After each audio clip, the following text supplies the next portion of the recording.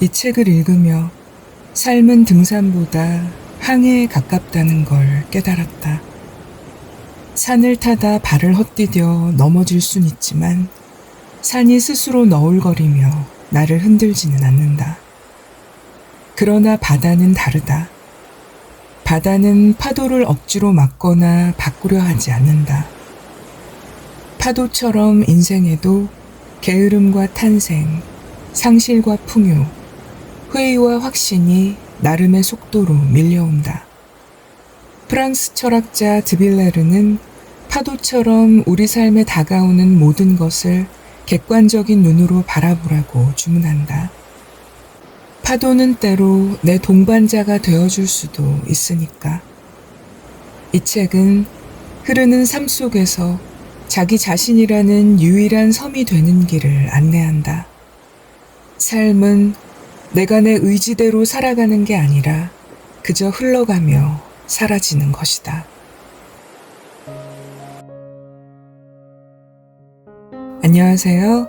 책 읽어주는 감성 7호입니다. 추천사로 오프닝을 한 건 처음인 것 같은데요.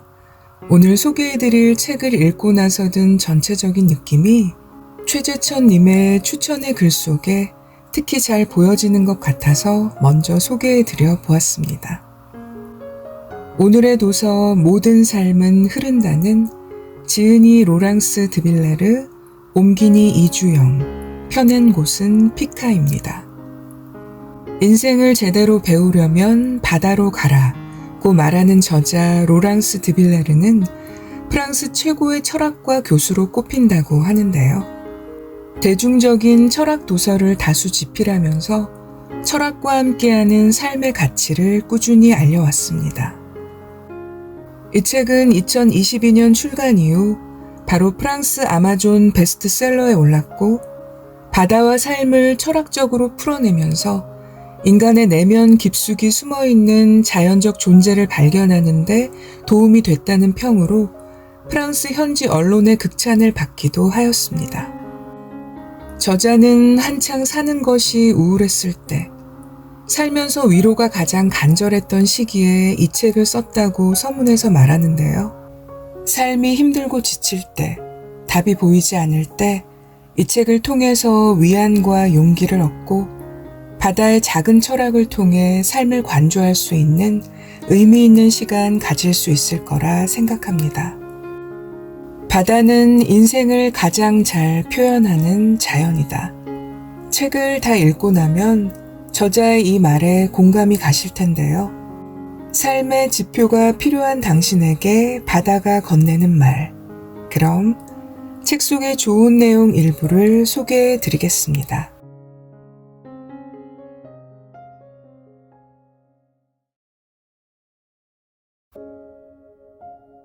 바다. 무한으로 이어지는 인생. 우리는 삶이 질이 멸렬하게 느껴질 때 지루하고 평범한 일상에서 벗어나 바다를 보고 싶고 어디로든 자유롭게 떠나고 싶다는 마음이 강하게 요동친다. 바다는 일상에 치여 잠시 잊고 살았던 더 넓은 세상을 우리에게 보여준다. 두 발이 서 있는 이곳이 세상의 전부가 아니라고 우리의 마음에 바람을 잔뜩 불어넣는다. 바다는 우리에게 소극적인 태도와 좁은 시각에 안주하지 말라고 속삭이고 저 멀리 있는 세상의 이야기를 몸소 들려주면서 어디든 좋으니 훌쩍 떠나보라고 말한다. 걷는 것조차 버거울 땐 자신에게 우리를 모두 내맡겨도 좋다고 허락한다. 바다는 자신의 모든 걸 내어주고 포용할 것처럼 보이지만 비밀이 가득하다. 그래서 바다는 언제나 탐구 대상이다. 알듯 말듯 하지만 끝을 알 수 없는 깊은 바다에는 눈에 보이지 않는 또 다른 세상이 있고 항상 변하고 쉴 새 없이 일렁이는 파도는 손으로 잡을 수조차 없다. 때문에 바다를 모르는 사람은 없지만 제대로 아는 사람은 단 한 명도 없다. 바다는 누구에게도 소유되지 않고 지배당하지 않는다. 늘 움직이고 변화하기에 단조로움과는 거리가 멀고 길들일 수 없기에 그 누구도 바다에서 안정적으로 지내고 있다고 말할 수도 없다. 바다가 그렇게 놔두지 않기 때문이다. 이것이 바로 우리가 바다 앞에서 무력해지는 이유다. 바다 위에 있으면 우리는 한없이 작아진다. 압도적으로 아름답고 강한 바다에게 우리는 그저 끌려갈 뿐이다. 바다에 있으면 인간이라도 모든 것을 지배할 수 없고 모든 것을 계획한 대로 할 수 없다는 교훈을 배운다. 헤엄, 자아라는 부담과의 결별. 바다 한가운데 있으면 우리의 상태는 달라진다. 육지에서는 서서 걷고 바다에서는 수평으로 떠다닌다. 바다에 있으면 더 이상 서서 주변 세상을 내려다볼 수 없는데 그래서 오히려 우리가 세상의 조각이라는 걸 깨닫게 된다. 바다 한가운데에 있으면 주변은 그저 바다뿐이다. 그것만으로도 평소에 있던 곳에서 해방된 기분이 든다. 육지에 있을 때면 우리는 마치 핀으로 고정된 나비처럼 항상 어딘가에 매여 있다. 바다에서 눈을 뜨고 이 활기찬 푸른 바다에 둘러싸여 있는 것이야말로 무엇과도 비교할 수 없는 최고의 경험이다. 마치 무한대에 살고 있고 바다와 하나가 된 기분이라고나 할까. 바다는 유동성의 순환이다. 그렇기 때문에 바다는 그 어떤 것도 경계가 있는 공간으로 구분하지 않는다. 넓고 넓은 바다는 파편화되어 있지 않다. 이러한 바다에 둘러싸여 있으면 진짜 가볍다는 것이 무엇인지 경험하게 된다. 진짜 가볍다는 건 몸과 마음이 편해지고 자아의 무게도 느끼지 못하는 것이다. 가벼움은 예술이다. 평소 우리는 수천 가지의 무게에 눌려 있다. 과거, 잃어버린 행복, 실현, 현재 이뤄야 할 것 등 그리고 무엇보다도 자아라는 무게에 눌려 있다. 견디기 힘든 가장 무거운 것은 자아다. 자아가 무거운 이유는 지금 나의 모습 때문이 아니다. 내가 되고 싶은 모습 때문이다. 사랑받고 인정받고 주목받고 싶은 욕망이 만든 그것 말이다. 지금의 내가 아니라 남들에게 보여주고 싶은 나의 모습 때문에 자아는 점점 더 무거워진다. 정작 나는 나 자신과 함께 사는 것이 아니라 내가 되고 싶은 자아의 여러 이미지와 함께 살고 있다. 수영을 하면 이러한 자아에서 벗어나 있는 그대로의 나 자신이 되는 걸 경험할 수 있다. 우리는 전체에 속한 아주 작은 부분에 불과하다. 어떻게 보면 사소한 자아에서 해방되는 것이라 할 수 있다. 자기를 증명하기, 자랑하기, 타인을 무시하기, 포기하기 등 자아가 지시하는 모든 것으로부터 해방되는 것이다. 거짓은 대체로 나쁘지만 자기 자신에게 거짓을 말하는 것이 가장 최악이다. 자기 자신을 속이면 결국 다른 사람을 기쁘게 하거나 다른 사람을 이기기 위해서 자신의 모습을 거짓으로 포장하고 그 거짓된 모습을 자신의 진짜 모습이라고 믿고 받아들이게 된다. 진정한 자아를 버리고 만들어진 자아, 남을 유혹하기 위해 가공해 만든 자아를 선택하는 것이다. 나르시시즘은 피곤하기도 하지만 근본적으로 재미없는 행위다. 나르시시즘은 다른 사람과 소통하지 않고 일방적으로 내뱉는 말과 같다. 그리고 나르시시즘에 빠지면 자기 자신에게만 갇혀 있어서 다른 사람에게 무엇인가를 배우거나 다른 사람에게 놀라움을 안겨줄 수도 없다. 자아의 세계는 기본적으로 폐쇄적이기 때문이다. 평소에 우리는 대부분 자신을 증명하기 위해 남 앞에서 연기하고 1등이 되고 싶어하고 자기 자신을 내보이고 주목받고 싶어한다. 어떻게 보면 추악한 것인데 우리는 이를 아주 진지하게 다룬다. 더도 덜도 말고 있는 그대로의 자기 모습을 유지하는 것이 우아한 자세인데도 자아에는 이러한 우아함이 없다. 수영은 나르시시즘을 덜어내는 연습이다. 내가 정한 목표를 꼭 이루고 싶어 조바심이 든다면 시장에서 팔릴 만한 상품처럼 나 자신을 포장하겠다는 자아와 결별함으로써 그 조바심을 떨쳐버릴 수 있다. 그 후에 내가 얻는 것은 무엇일까?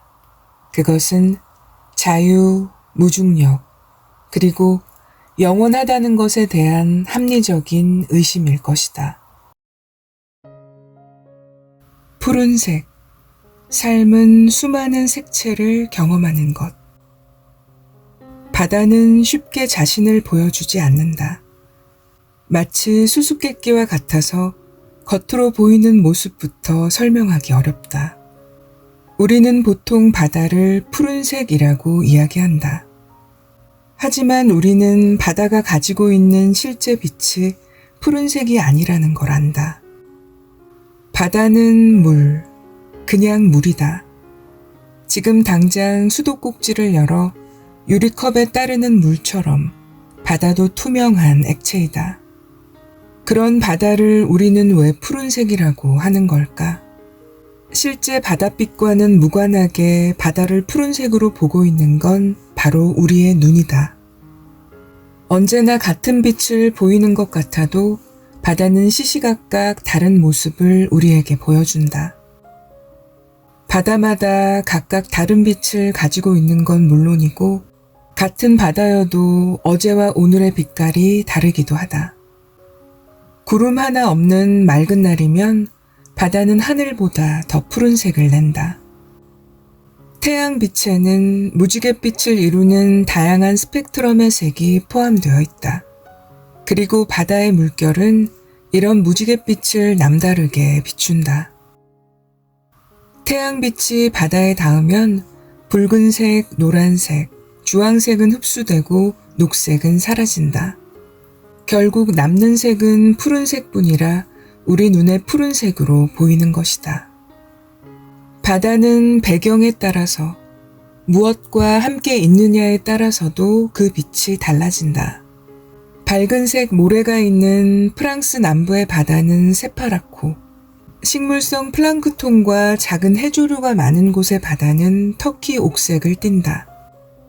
간혹 바다가 유난히 에메랄드빛 녹색을 띠는 것은 식물성 플랑크톤 때문이다. 바다 안에 떠다니는 작은 해조류가 자체 엽록소를 통해 태양빛에서 푸른색을 흡수해서 녹색만 남는 것이다. 식물성 플랑크톤은 자신의 역할을 다하고 있을 뿐인데 그처럼 바다 위에 드넓은 초원을 만들어준다.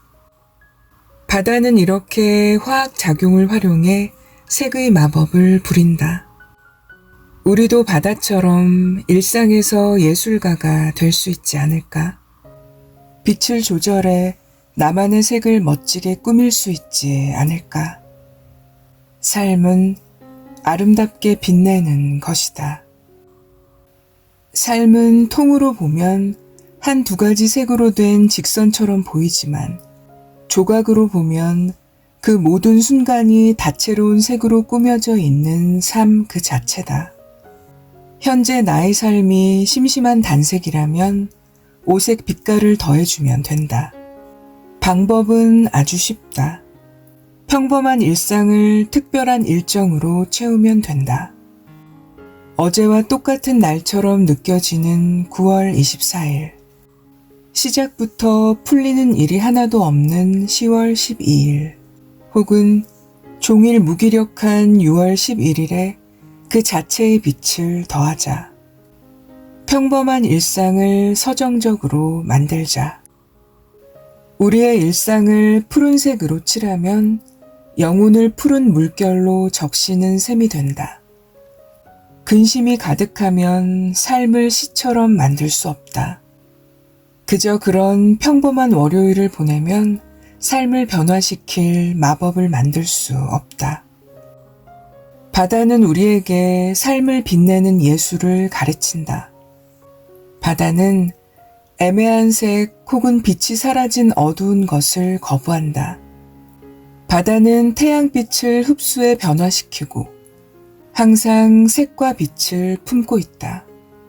이런 바다의 모습은 납을 황금으로 만들려는 연금술사와 같다. 우리의 마음속을 채우는 푸른색은 우연히 생기지 않는다. 밀물과 썰물, 올라가면 내려갈 때도 있는 법. 바다에는 낮과 밤에 각각 2번의 밀물과 썰물이 있다. 밀물과 썰물은 해양학과 천문학이 뒤섞인 복잡한 현상이다. 땅과 하늘, 천체와 조수가 서로 끌어당기는 놀이를 할 때 이 현상이 생긴다. 그저 원래 그렇게 타고나서 자기 혼자 물러나고 밀려오는 것 같지만 결코 그렇지 않다. 물러나고 밀려오려면 모든 조건이 다 갖춰져야 한다. 달은 지구와 바다를 끌어당긴다. 중력과 천체의 힘이 작용해 생기는 현상이 밀물과 썰물이다. 파도가 달 가까이 가면 조수가 높아진다. 반대로 파도가 달이 끌어당기는 힘에 이끌리지 않으면 조수는 낮아진다. 매일 똑같아 보이지만 밀물과 썰물의 양도 생김새도 아주 다르다. 태양도 대양의 움직임을 조정한다. 그리고 이번에는 지구가 자신만의 왈츠를 추기 시작한다. 지구만의 뚝심 있는 일상, 바로 자전운동이다. 지구는 자전운동을 하면서 대양의 밀물과 썰물을 끊임없이 만들어낸다. 물과 땅, 공기 불등이 이루어지는 이 끝없는 대화에 빠질 수 없는 녀석이 하나 더 있다. 바로 바람이다. 공기처럼 눈에 보이지 않지만 공기와 다르게 물성을 가진 것을 통해 자신의 존재감을 드러내는 놈이다. 바람은 언제 어디서나 끼어든다. 대양은 밀물과 썰물 사이에서 자신만의 시간과 리듬을 가진다. 파도가 저 멀리 물러나는 걸 보고 있으면 왠지 이 파도는 다시 오지 않을 것 같다는 생각이 든다. 그러면서 안심하다가 예상보다 더 깊게 파도가 밀려오는 걸 보면 놀랍다. 물러날 때는 사라졌다고 생각했는데 이것이 밀물과 썰물이 계속해서 벌이는 놀이이다. 우리 삶에도 영원히 사라지는 것은 없다. 하지만 우리는 바다와는 다른 리듬으로 살아간다. 한번 삐끗하면 쉽게 돌이킬 수 없는 리듬이다. 파도가 왔다 갔다 하는 모습을 보면 파도가 전하는 진실에 귀를 기울일 수 있다. 자신의 마음속에서 새롭게 도약하는 힘, 회복할 에너지를 찾을 수 있다는 진실이다. 회복은 우리가 가진 것을 전부 비울 수 있는 능력이다. 왠지 어려워 보여도 그래야 한다. 파도처럼 인생에도 게으름과 새로운 탄생, 상실과 풍요, 회의와 확신이 나름의 속도로 온다. 삶이란 항상 불안하고 고난과 역경을 피하지 못하면 괴롭다. 하지만 산다는 건 바로 그런 거다. 물러나고 밀려오는 파도와 같은 인생의 시간을 미리 알고 싶을 때도 있다. 미리 안다고 덜 고통받을 거라 자부하면서 말이다. 하지만 정말 그럴까? 풍요로운 시기와 궁핍한 시기가 있다. 이런 변화를 어떻게 극복하면 될까? 방법은 간단하다. 파도와 같은 삶을 바란다면 파도처럼 살아가면 그뿐이다. 파도는 물러나고 밀려오는 것에 개의치 않는다. 산다는 건 그냥 그런 거니까. 파도처럼 살고자 한다면 우리 삶에 다가오는 모든 것을 객관적인 눈으로 보자. 지금 이것이 흐르는 물인지, 고인 물인지, 밀물인지 썰물인지 미리 알 필요는 없다. 그저 오는 것을 있는 그대로 받아들이자. 바다는 파도가 오지 않도록 억지로 막거나 무리하지 않는다. 바꿀 수 없는 것을 바꾸려 하지 않는다. 그냥 다가오는 것을 그대로 받아들인다. 바다에 밀물과 썰물이 있듯 인생에도 올라갈 때가 있고 내려갈 때가 있다. 그 움직임을 거스르기보다는 곁에서 함께 움직이는 편이 낫다. 노련한 바닷사람처럼 바람의 정면으로 맞서기보다 바람을 역이용할 줄 알아야 한다. 마지막으로 바다는 우리에게 또 다른 경험을 안겨준다. 바다는 우리에게 세상의 흐름에 자신을 맞추는 일을 멈추고 자신의 숨소리를 들어보라고 한다. 물결의 흐름으로 표현되는 바다의 숨소리는 마치 바다의 시계처럼 보인다. 그저 속절없이 흘러가는 것이 아니라 영원히 계속되는 것을 알리는 바다의 시계 말이다. 그러니 고난과 역경이 와도 지치지 말고 계속 너울거리는 물결에 몸을 맡기라고 조언한다. 그러면 영원함의 리듬을 느낄 수 있다는 말과 함께. 바다는 가슴을 채우고 마음을 평온하게 해주는 편안한 호흡과 같다. 그 호흡을 가만히 따라가면 갑자기 몸이 수평으로 길게 뻗어 붕 뜬 것 같았다가 곧 수직으로 봉긋하게 솟는 느낌이 든다. 마치 교회의 높은 천장, 소프라노의 아리아, 서프라이즈 감동으로 느끼는 기분처럼 말이다. 동시에 우리의 근심과 욕심도 점점 아래로 내려와 땅에 닿는 걸 느낄 수 있다. 그때 바다는 우리에게 더 높게, 더 넓게 보라고 이야기한다. 섬세한 감정을 기르라는 뜻이다. 우리의 마음 어딘가는 원대한 것을 목표로 삼는다. 바다가 지닌 풍요로움에 감동하며 바다와 함께 숨쉬는 법을 배우면서 이룰 수 있는 목표다.